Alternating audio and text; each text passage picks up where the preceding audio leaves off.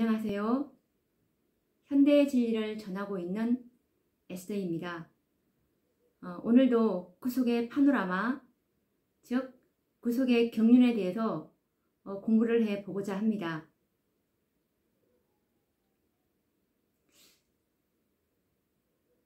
대부분의 많은 교회들이 복음은 가지고 있다고 하지만 하나님께서 요구하시는 이 시대에 필요한 복음은 갖고 있지 못하다는 생각에 참으로 안타까운 생각이 듭니다. 그것은 곧 이 구속의 파노라마인 하나님의 구속의 계획을 깨닫지 못한다면 이 마지막 시대에 하나님께서 요구하시는 그 참 복음을 깨달을 수가 없다는 사실입니다. 그래서 그 무엇보다도 중요한 것이 바로 이 구속의 경륜, 하나님의 구속의 계획입니다.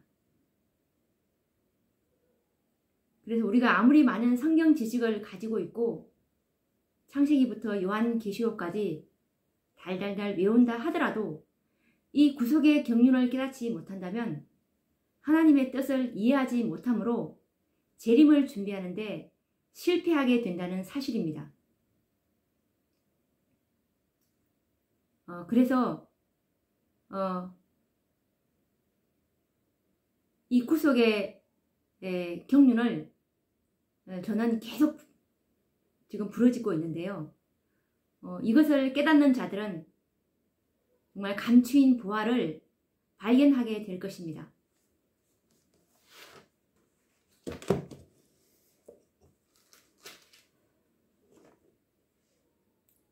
구속의 경륜에 대해서 교육 126페이지에 나와 있는 말씀인데 한번 읽어보도록 하겠습니다. 구속의 과학은 과학 중의 과학이다. 이 과학은 천사들과 타락하지 아니한 다른 세계의 백성들도 연구하고 있는 것으로서 구속에 대한 주의를, 구주에 대한 주의를 환기시키고 무한하신 하나님의 마음 가운데 영세 전부터 감추었던 목적을 연구하는 학문이며 하나님께 구속함을 받은 자들이 무궁한 세월을 두고 연구해야 할 학문이다. 이것이야말로 사람이 해볼 만한 최고의 학문인 것이다. 이 학문은 다른 어떤 학문보다도 사람의 마음을 소생케 하고 심령을 고상하게 한다. 라는 말씀입니다. 이 구속의 경륜은 무궁한 세월을 두고서 연구해야 할 학문인데요. 우리가 하늘에 가서도 연구해야 할 학문입니다. 그러면서 이것은 사람이 연구해 볼 만한 최고의 학문이라고 말씀하시고 계시는데 이 구속의 경륜을, 즉 이 지구에서 벌어지고 있는 대쟁투의 시초부터 그 끝까지를 가르치고 있는 교회가 없습니다. 없기 때문에 모든 교회들이 지금 항해 도표도 나침반도 없이 각기 자기의 길을 가고 있다는 무서운 사실입니다. 그래서 이 구속의 경륜이 사람으로 치면 이 척추, 즉 뼈대라고 볼 수 있는데요. 이것을 잡지 못한다면 성경 해석이 다 수만 수천 가지 해석이 나올 수밖에 없는 것입니다.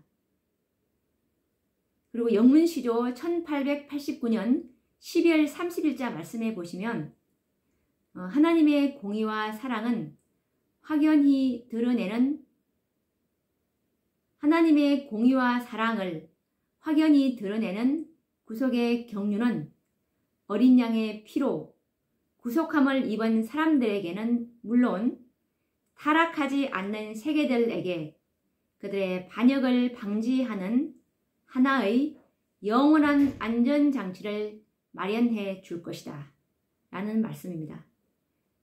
이 구속의 경륜을 연구하게 되면 하나님의 공의와 사랑이 너무나 확연하게 드러납니다.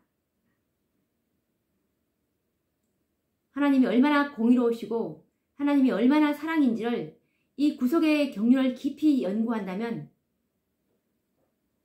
정말 그 사랑은 예전에 우리가 느껴보지 못했던 그런 사랑으로 다가올 것입니다. 그래서 우리가 굴복되지 않는 자나 이 죄들이 굴복되지 않을 수가 없을 것입니다. 그분의 사랑에 녹아버릴 것입니다. 그런데 이 구속의 경륜은 왜 이렇게 감추어져 있을까요? 왜 이것들이 교회에서 그렇게 가르쳐지고 있지 않을까요? 최고의 학문인데도. 실물교훈 105페이지 말씀을 읽어보도록 하겠습니다. 이것은 제8장 실물교훈에 나오는 감추인 보화라는 장에 나오는데 읽어보도록 하겠습니다. 여기서 감추인 보화는 복음을 가리키는 것입니다.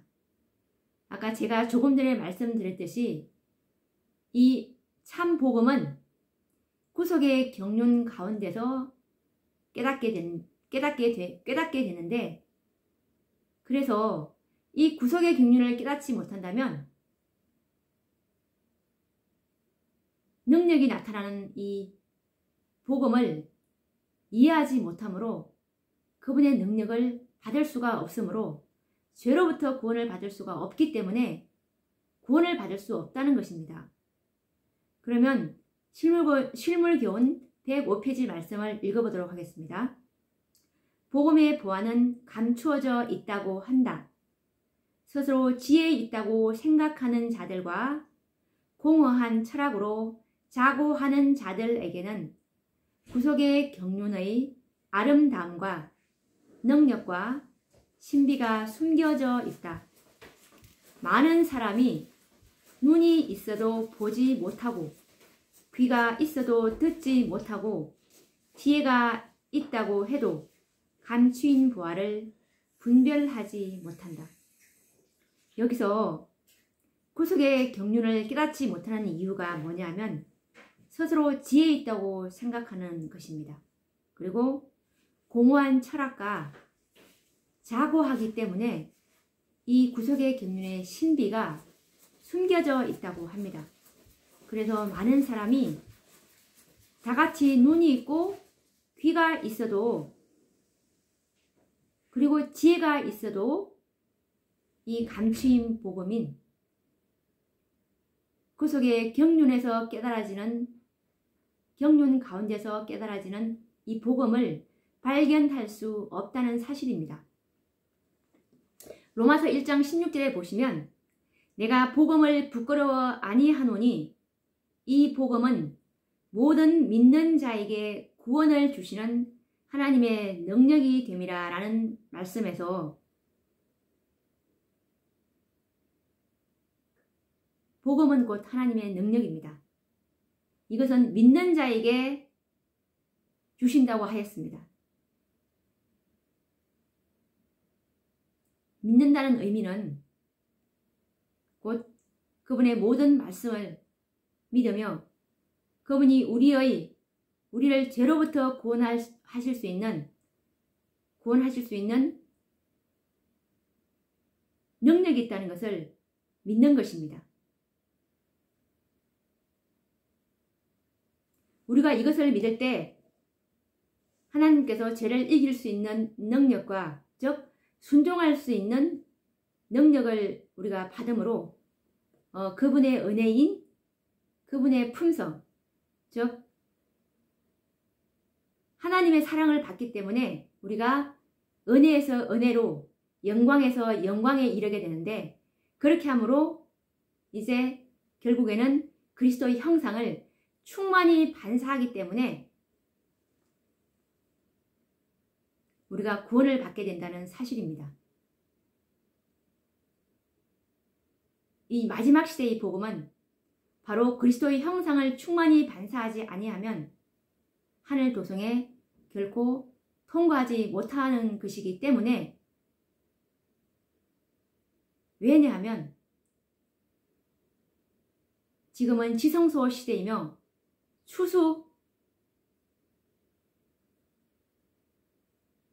시대란 즉 살아계신 하나님의 인인 계시록 7장에 나오는 14만 4천의 인침이 요구되는 시대이기 때문입니다. 흠도 없고 점도 없는 그런 품성의 소유자들만을 예수님께서 중보하시러 들어가신 것입니다. 지성소는 완전을 요구하는 곳입니다. 그래서 이런 것들이 구속의 경륜을 깨닫지 않으면 내가 왜 완전해야 되는지, 내가 왜 완전한 성결을 이루어야 되는지 깊이 깨닫지를 못하게 되는 것입니다.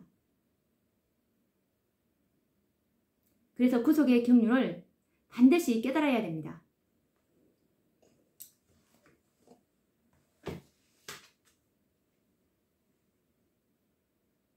이 대쟁투는 율법에 관한 것이었습니다. 하늘에서 시작된 이 대쟁투가 율법 전쟁이 계시록 12장에 보시면 3번 있는데요. 한 번은 하늘에서 있었고 이제 사단과 그리스도와의 싸움이었는데요. 하늘에서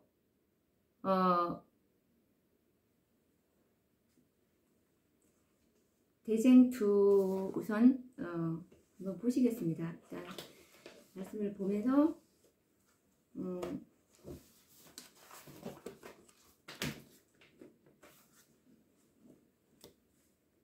대쟁투 40페이지를 한번 보도록 하겠습니다. 대쟁투 40이 아니고 부조와 선지자 40페이지를 보도록 하겠습니다.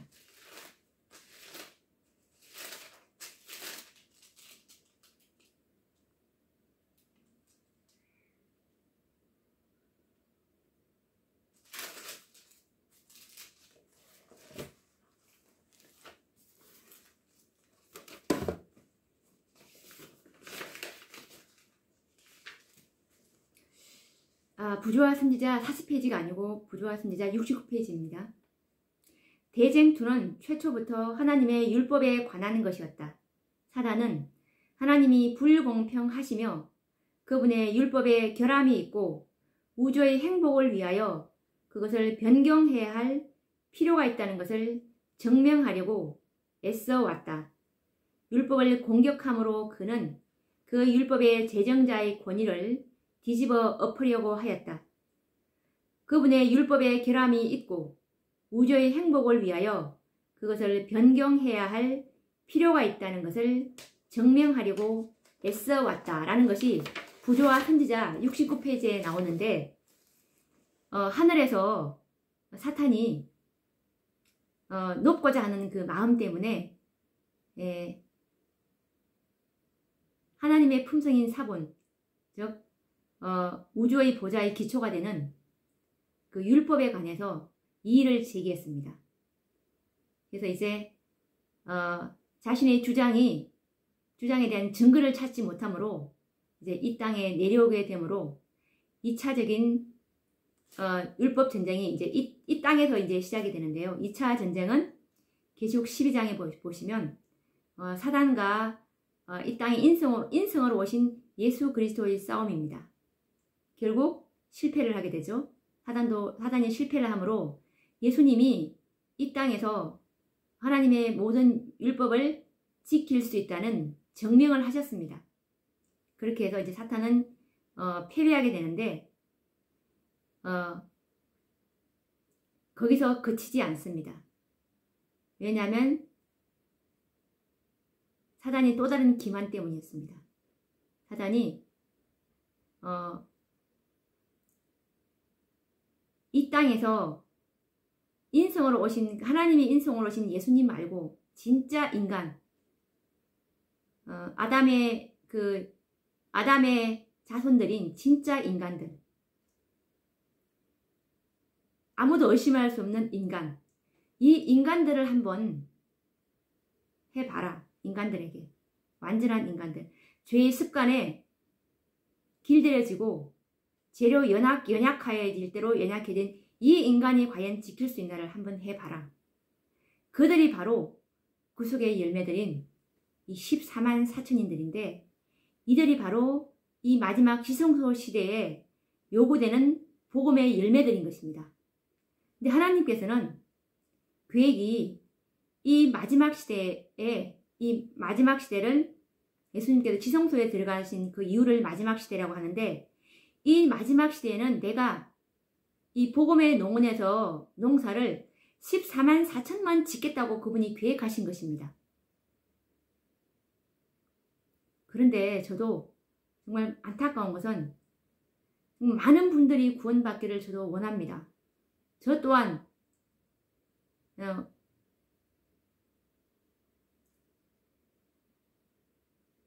14만 4천 안에 들지, 그거는 하나님께서 하시는 일이겠지만 저도 두렵고 떨립니다. 그런데 이것이 하나님의 계획이고 말씀인데 전하지 않을 수가 없습니다. 우리가 노아 시대 때에도, 그때도 지금 못지않는 그렇게 많은 인구가 살고 있었지만 겨우 8명밖에 구원받지 못했다는 그 사실로 미루어 볼 때, 사실 14만 4천은 그때에 비하면 너무나 많은 거거든요. 그래서 아무리 말씀을 봐도, 초기문집 셋째 천사의 기별의 마침장에 봐도 구속의 경륜은 이루어졌는데 구속받은 자들은 극소수이다 라는 말씀이 나와 있고, 그리고 계시록 12장 17절에 보시면 이 마지막 구원받을 자들인 여자의 남은 자손들도 극소수라는 말씀이 있습니다. 말씀을 말씀 그대로 믿는 것이 제 신앙인데, 말씀은 반드시 성취된다는 사실입니다. 그래서 정말 이 두렵고 떨림으로 이 말씀을 받아들여야 될 것 같습니다.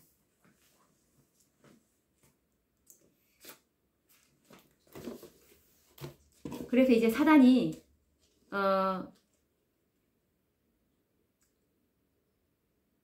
시대의 소망 762페이지를 보시면 한번 보도록 하겠습니다.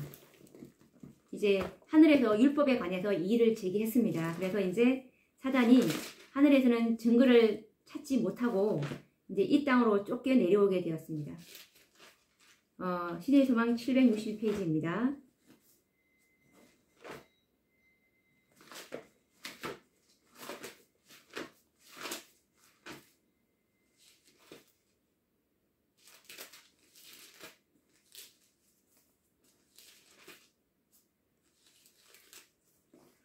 대쟁토의 초기에 사탄은 하나님의 율법은 순종할 수 없으며 공의가 자비와 조화되지 않으므로 율법을 파기하지 않고는 죄인이 용서받을 수 없다고 선언했다. 모든 죄는 반드시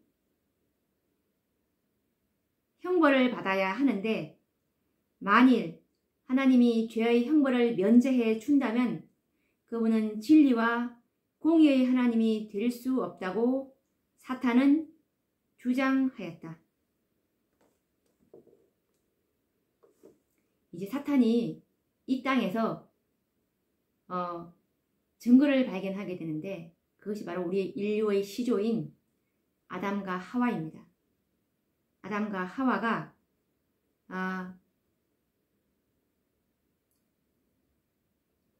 율법을 지킬 수 없다는 증거가 됨으로 인해서 이제 사탄은 이 땅을 찬탈하게 되므로 이 땅의 통치자가 되었습니다. 그렇게 해서 이제 사탄은 하나님의 공의와 자비가 조화되지 않는다는 완전한 증거를 찾게 된 것입니다. 왜냐하면 그때 아담을 죽였더라면 하나님의 자비는 없을 것이고, 만약에 아담을 살렸더라면 그분의 또 공의는 서지 않았을 것입니다. 그리고 또 하나님의 율법은 순종할 수 없다고 했는데 그들 역시 순종할 수 없었습니다. 그래서 사단은 율법을 파괴해야 된다고 주장했습니다. 이처럼 완벽한 증거가 어디에 있겠습니까? 이 사탄은 하나님께서 에스겔 28장 12절에 보시면 너는 완전한 인이라고 했습니다.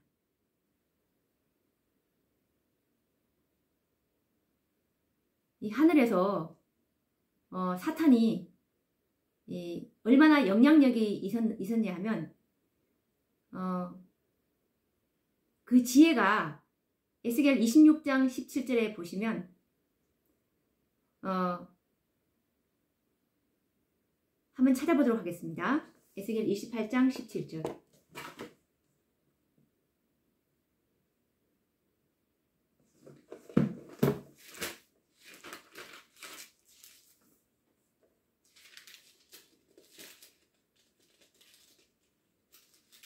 내가 아름다움으로 마음이 교만하였으며 내가 영화로움으로 내 지혜를 더럽혔으며 내가 너를 땅에 던져 열 왕 앞에 두어 그들의 구경거리가 되게 하였도다.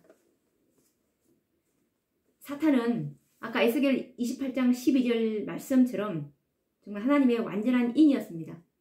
하나님의 품성과 버금가는 존재였습니다. 그리고 지혜가 충족하고 온전히 아름다웠다고 했기 때문에 사탄의 영향력은 천사들의 대부분을 속일 수 있을 정도로, 기만할 정도로 그 사탄의 품성과 사탄의 지혜는 정말 그리스도와 버금 같다고 했습니다. 그렇기 때문에 천사들이 기만을 당하지 않을 수가 없었던 것입니다. 그렇게 사탄이 그 하늘에서 처벌되지 아니하고 이 땅으로 하나님께서 보내신 그 이유가 있는데 많은 사람들이 사탄이 왜 하늘에서 죽이지 않고 계속 살려두느냐 이렇게 말을 하고 있지만 이것은 구속의 경륜을 몰라서 하는 소리입니다. 이 구속의 경륜은 사람을 구원하는 것보다도 더 깊은 목적이 있는데요. 그것은 곧 우주의 평화와 안전을 위한 하나님의 보좌가 되는 이 율법에 대한 영원한 안전장치를 하기 위해서 이렇게 이 지구에서 6천년 동안이라는 우주의 교과서가 되고 있는 이유가 바로 이것입니다. 하나님께서 이 사탄을 처벌하지 아니하고 유보하시는 이유가 바로 이 우주의 영원한 안전장치 때문에 그렇습니다.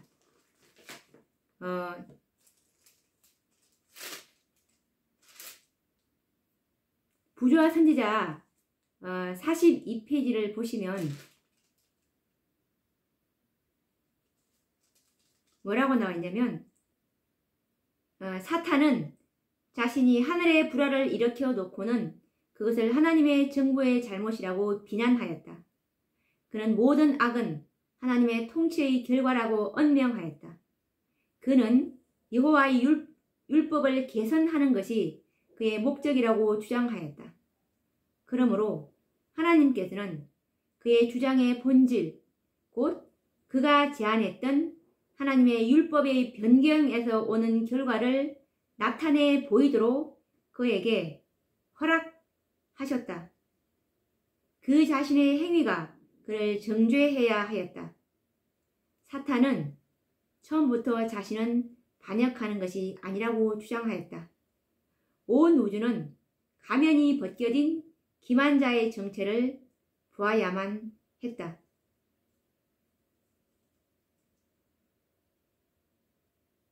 비록 그가 하늘에서 추방되었을 때라도 무한하신 지혜자는 사탄을 멸하지 않으셨다. 하나님께 간합될 수 있는 것은 오직 사랑의 봉사뿐이므로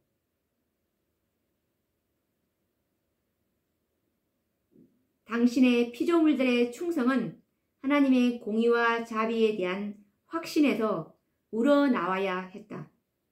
하늘과 여러 세계의 거민들은 그 당시에 죄의 참 성질과 결과를 이해할 준비가 되어 있지 않았으므로 사탄의 멸망에서 하나님의 공의를 볼 수 없었을 것이다. 만일 그를 즉각적으로 멸망시켰더라면 사랑에서가 아니라 두려움에서 하나님을 섬겼을 자들이 있었을 것이다. 그 기만 자의 영향은 완전히 소멸되지 않을 것이며 또한 반역의 정신도 완전히 근절되지 않았을 것이다.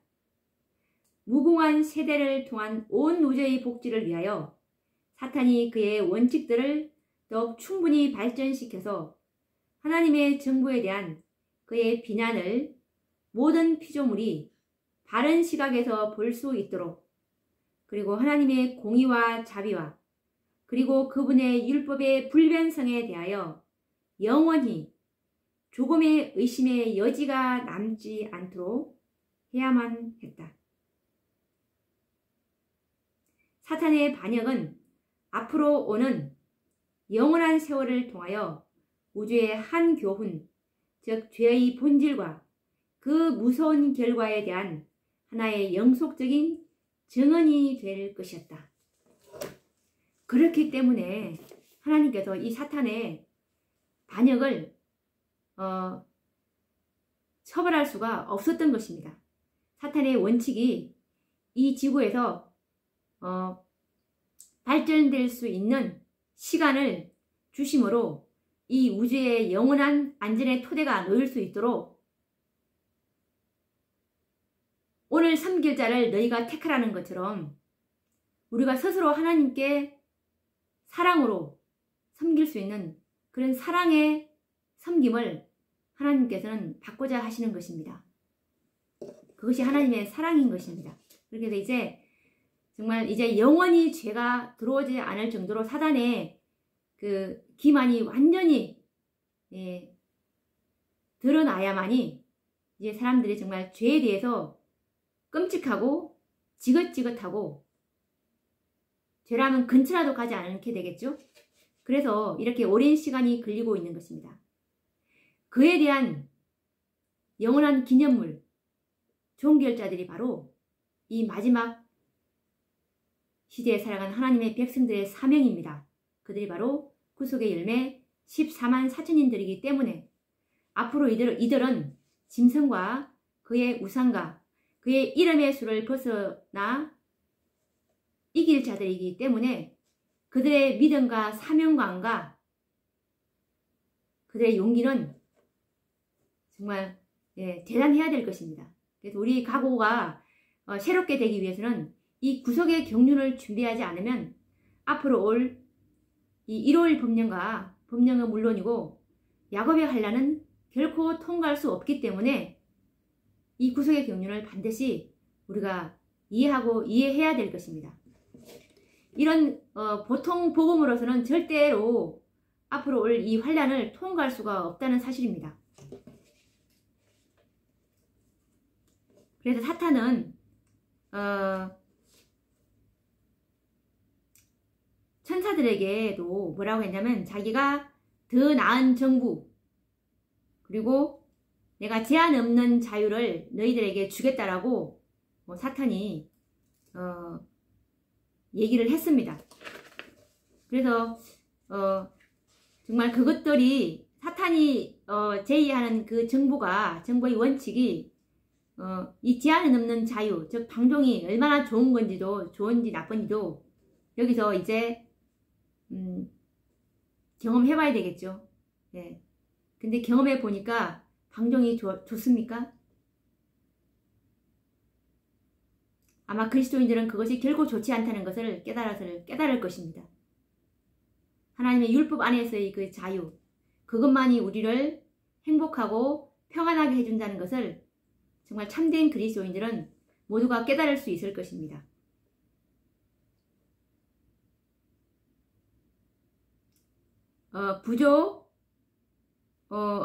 시대의 소망 759페이지를 보시겠습니다. 시대의 소망 759페이지를 보시겠습니다.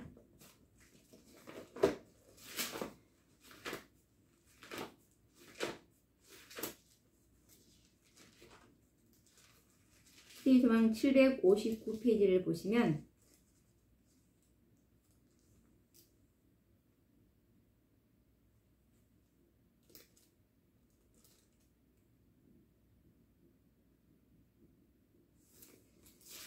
모든 일을 영원한 안전의 토대 위에 놓는 것이 하나님의 목적이므로 하늘회의에서는 사탄에게 그의 정부 조직의 기초가 되는 원칙을 발전시킬 시간을 주기로 결정했다.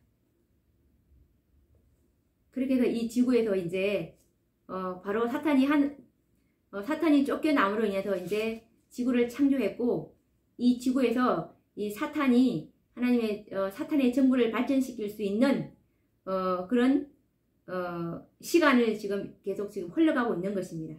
그래서 이 목적은 곧 영원한 안전의 토대 위에 이 우주를 두게 하기 위해서 그렇다는 사실입니다. 사탄은 그것이 하나님의 원칙보다 더 훌륭하다고 주장하였다. 자기 원칙이, 자기가 발전시키고자 하는 그 원칙이 제한 없는 자유, 이런 것들이 더 훌륭하다고 하늘에서 주장했었습니다. 그러므로 하늘 우주가 볼 수 있도록 사탄의 원칙을 실행해 볼 수 있는 시간이 주어졌다라는 말씀에서, 그래서 온 우주의 거민들과 천사들이 지금 오늘도 우리는 구경거리가 되고 있습니다. 그들에게. 그래서 이제 이게 부속의 경륜이 가동하게 되었는데요.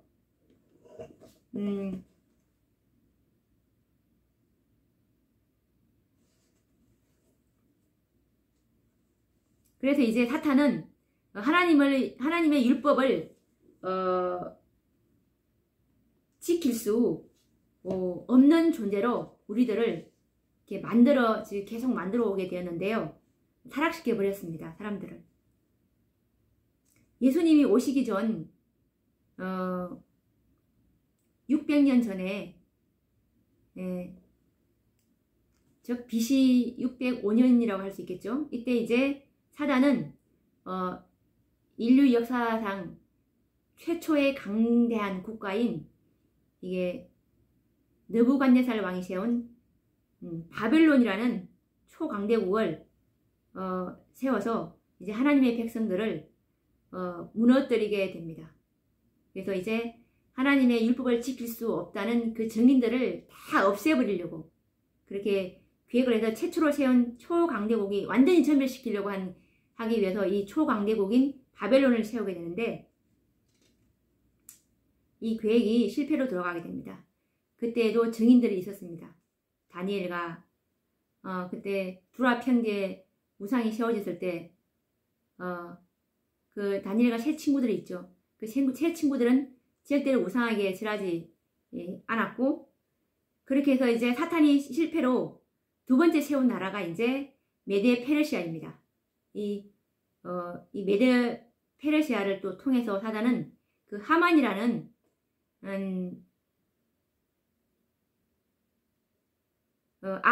아수에로 왕의 그 종인 하만을 충동해서 또 모든 율법의 수호자인 그 모든 유대인들을 죽이려고 하지만 결국은 또 실패하게 됩니다. 그래서 이번에는 또 어떤 계략을 쓰냐면 헬레니즘 사상을 가진 그 그리스라는 나라를 세워서 성경을, 하나님의 율법인 성경을 철학이나 이제 신화로 둔갑시켜 버리게 됩니다. 이제 사상으로 이제 하나님의 율법을 지킬 수 있는 증인들 자체를 또 말살시키려고 하죠. 그런데 이것 또한 또 실패를 하게 됩니다. 그렇게 해서 또 이제 로마라는 이 나라를 또 초강대국, 정말 초강대국이라고 할 수 있습니다. 왜냐하면 이 로마라는 나라는 정말 폭력과 도덕이 정말로 땅에 떨어진 나라였거든요. 그래서 이 로마라는 나라를 일으켜서 다니엘 2장에 보시면 이 로마는 어떤 나라로 대표되냐면은 여기 있죠. 어디? 여기 금신상에 보시면 종아리인데 철로 만들었죠. 예, 정말 그만큼 강하다는 뜻입니다. 그리고 다니엘 7장에 보시면 이제 또 무서운 괴물, 열불 달린 괴물, 이는 철 같고 이렇게 표현하고 있는데 이건 곧 모든 나라를 부서뜨리고 발로 부수고 해서 정말 아주 무섭다는 것을 상징하고 있는 그런 나라라는 것을 우리가 알 수 있겠고, 모든 세계를 로마의 통치하에 두게 되므로 이제 하나님의 율법을 짓밟고 성전을 짓밟고 그렇게 해서 정말 성소를 회파하는 그런 일을 하게 됩니다. 그때에 그런 캄캄한 시대에 예수님께서 오시게 되는데,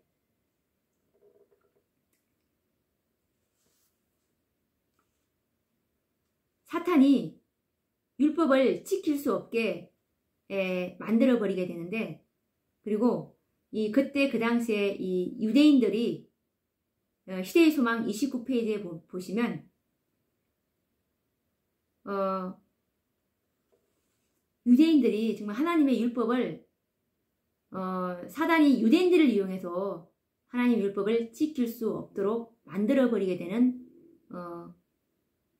그런 또 지경까지 가게 됩니다. 시대의 소망 29페이지를 한번 보도록 하겠습니다.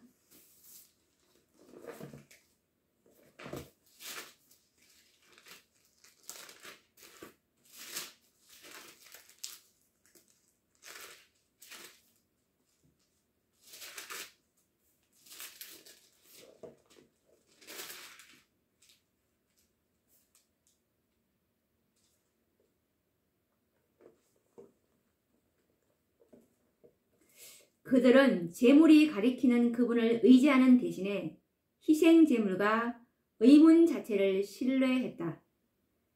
제사장과 랍비들은 그들이 잃어버린 것을 보충하기 위하여 그들 자신이 여러 규정들을 많이 만들어냈다. 이 규정들이 엄격해질수록 하나님께 대한 사랑은 더욱 적게 나타났다.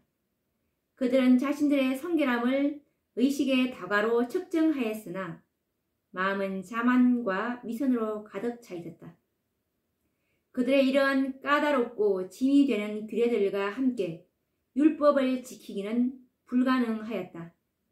하나님을 섬기고자 하는 자로서 랍비의 규례들을 지키려고 힘써본 자들은 무거운 부담에 눌려 애를 썼다. 그들은 번민하는 양심의 가책으로부터 벗어날 수 없었다. 곧 하나님의 요구사항들은 부당하며 지킬 수 없다는 주장을 입증하기를 원했다.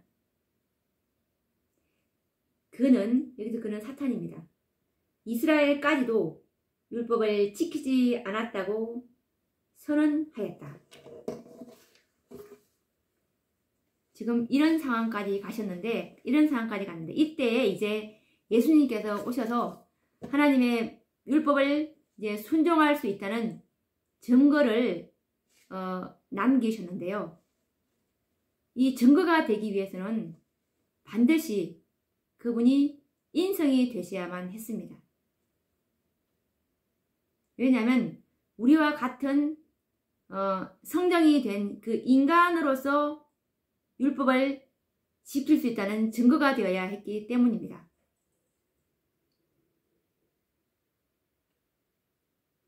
시대의 소망 24페이지를 보시면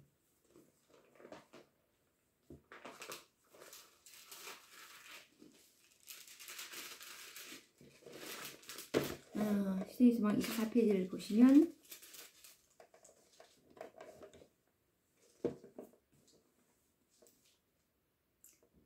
사탄은 하나님의 사랑의 율법을 이기적인 율법으로 나타낸다.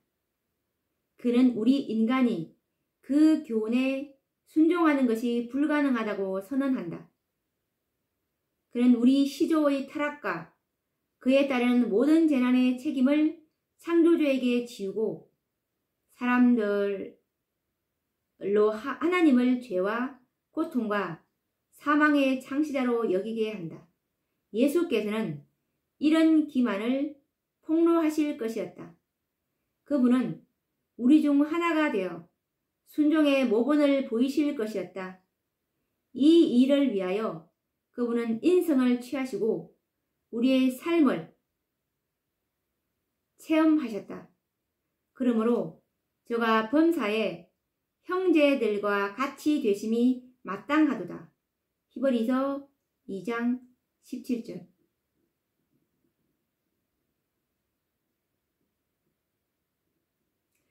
그분은 사람으로서 시험을 대하시고 하나님께서 주신 능력으로서만 승리하셨다. 예. 말씀처럼 예수님이 사탄이 인간은 하나님의 율법을 지킬 수 없다고 했기 때문에 예수님이 만약에 그 신성으로 오셨다면 이거는 사탄이 가만히 있겠습니까? 그리고 우주에 있는 그 우주 거민들과 천사들도 가만히 있겠습니까? 저거는 인정할 수 없다고 하지 않겠습니까? 그래서 예수님도 말씀에 보면 시대의 소망에 보면 4,000년간 타락한 인성을 취하시고 왔다는 말씀이 있습니다.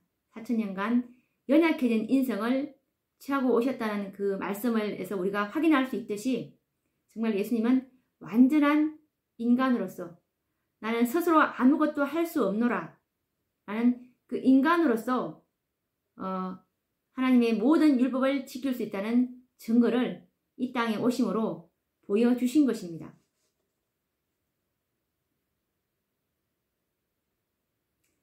그래서 시대의 소망 759페이지를 보시면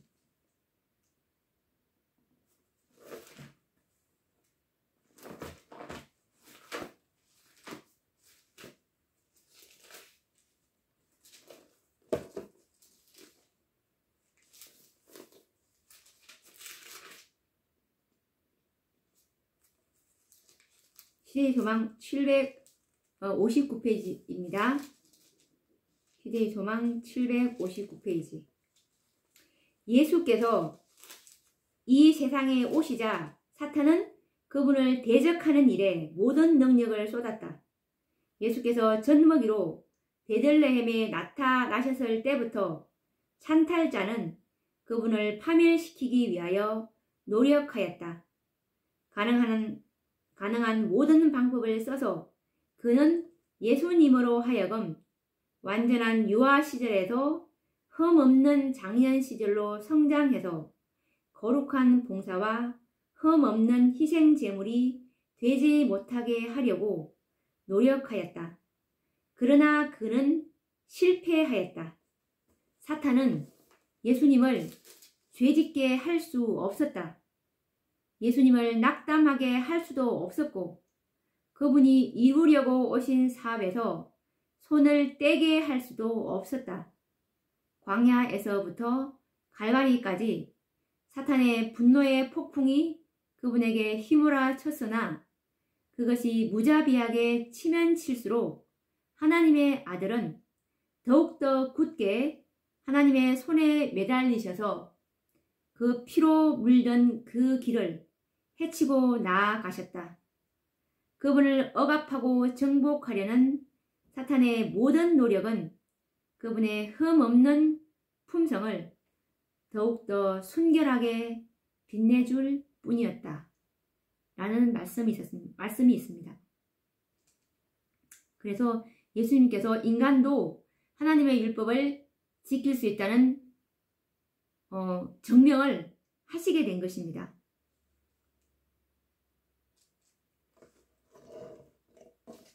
예수님이 정말 인간도 하나님의 율법을 지킬 수 있다는 그 일을 이렇게 혼자 스스로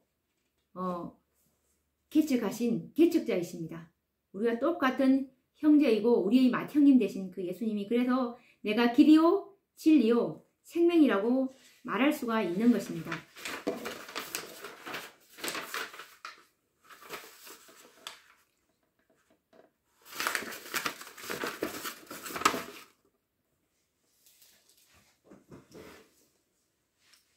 제가 이것이 너무 길어서 제가 또 다음 편에 또 이어서 계속 또 연결시켜 보도록 하겠습니다. 잠시 뒤에 뵙겠습니다.